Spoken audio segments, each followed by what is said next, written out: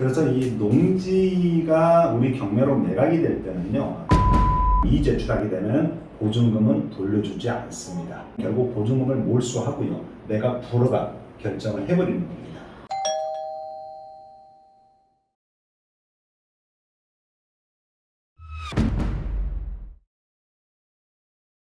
안녕하십니까.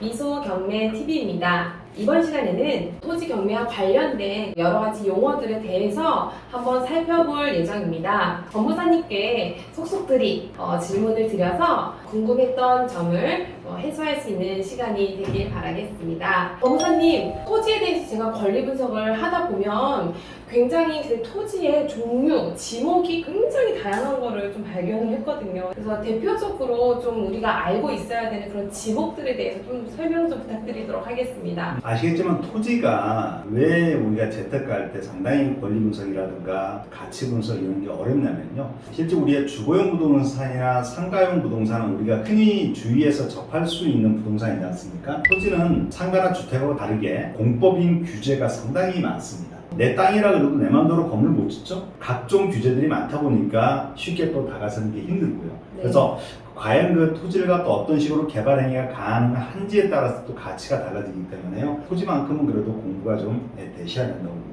네, 그렇다면 투자 가치가 조금 더 있는 그런 지목들 조금 짚어주시면 좋을 것 같은데요. 일단 뭐 지목이라는 것도 땅을 규제하는 법 중에 하나입니다. 네. 그러니까 예를 들어 그 지목이 대로 돼 있다 그러면 건물지라는 얘기거든요. 만약 지목이 전으로 돼 있습니다. 그럼 뭐죠? 저는 밭을 얘기하는 거죠. 농사지라는 네, 얘기죠. 그렇죠. 우리가 그 땅에 가치가 있냐 없냐는 과연 그 땅 이외에 얼마만큼 개발행위 할 수 있냐, 건물을 질 수 있냐 없냐, 극단적으로 얘기하면요, 네. 이게 토지의 가치의 핵심이라고 볼 것 같습니다. 단순히 지목만 따졌을 때 과연 어떤 지목의 가치가 있냐 보면 결국은 대라든가 네. 아니면 공장 용지라든가 아. 뭐 학교 용지 이런 것들은 다 뭐죠? 그 위에 건물을 지라는 땅이지 않습니까? 네. 그래서 그런 건물지들은 가격이 있다고 봐야죠. 만약에 토지 경매를 하기 위해서 권리 분석할 때 좀 살펴봐야 하는 좀 서류들, 문서들은 어떤 것들이 있는지도 궁금하거든요.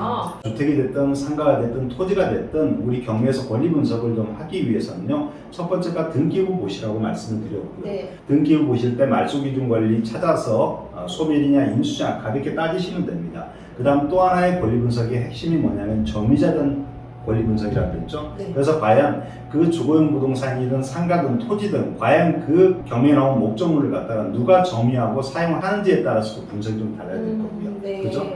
그래서 이 두 가지가 전체 모든 부동산에 적용할 수 있는 경매 권리 분석입니다. 대신에 이제 토지의 권리 분석에서 조금 여러분들이 조심해야 될 게, 토지만 경매에 나왔는데 그 위에 어떤 지작물이 존재했을 때 그런 지작물에 대한 관계, 낙찰자하고 지작물 소유자하고 관계를 어떻게 풀어야 되는지, 이런 법리에 대해서는 조금씩 공부가 더 심화 학습이 돼야 될 거라고 봅니다. 법에 대해서도 저희가 조금 미리 사전에 공부할 필요가 있겠네요. 많습니다. 그렇다고 해서 뭐 제가 건축법을 공부하라든가 국토계획법을 공부하라든가 농지법을 공부한다든가 뭐 이러라고 얘기는 하지는 않습니다. 하지만 그런 걸 대략적으로라도 그래도 조금씩 알고 계셔야 우리 경매에서 다갔을 때 좀 편하다는 얘기죠. 어떤 한 토지를 취득하기 위해서는 농지증을 발급을 해야 한다라는 것이 명시되어 있는 그런 물건들을 발견을 했는데요. 그 농지증은 과연 무엇인지, 어떻게 발급을 해야 되고 발급 대상은 어떤지 그런 부분에 대해서 좀 설명 좀 부탁드리도록 하겠습니다. 흔히 농지 취득 자격 증명원을 갖다 줄여서 우리가 농지증 묻히는 거거든요. 농지증은요, 농지를 갖다가 취득할 때는 반드시 필요한 서류 중에 하나입니다. 농지 취득 자격 증명원이 있어야 자기 앞으로 그 농지를 소유권 이전 등기를 할 수가 있습니다. 그럼 그 제출하는 시기가 언제인가요? 뭐 잔금을 납부하면서 뭐 아닙니다. 우리가 매각기일이 있고 그 일주일 후가 언제죠? 뭐죠? 매각하고 일주일 뒤가 네. 매각 결정일이 있죠. 네. 일주일 사이입니다. 그 사이에 반드시 농지 취득 자격 증명을 우리 법원에 제출하는 거죠.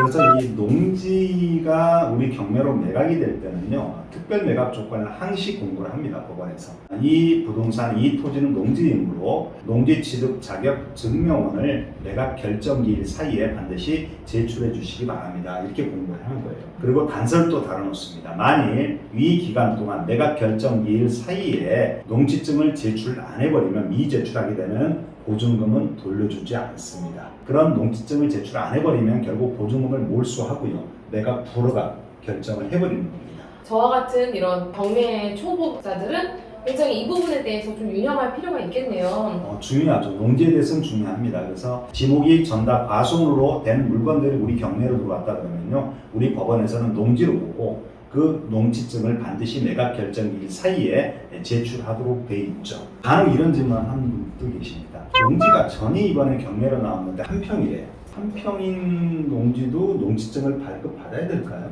근데 형평성에 맞게 하기 위해서는 제 생각에는 받아야 한다 쪽에 좀 정답이네요. 받아야 됩니다. 그럼 농지 원부를 갖고 있는 분은 농지증 받아야 될까요? 그래도 새로운 거기 때문에 받아야 되지 않을까요? 그렇죠. 간혹 농지 원부 한마디로 자기 농업인이고 농점을 네. 갖고 있으니까 새로운 농지를 취득할 때 농지증이 필요 없다고 생각하시는 분들이 의외로 계세요. 그렇지 않습니다. 물론 예외적으로 법에서 인정한 분들은 면제 사유가 있긴 있습니다만은 일반적으로 대부분 다 농지는 농지증을 반드시 제출해야 됩니다. 특히나 우리 경매에서는 언제까지 제출하라고요? 매각 결정 기일. 네, 그 결정 기일. 그 사이까지 네. 반드시 제출하셔야 됩니다.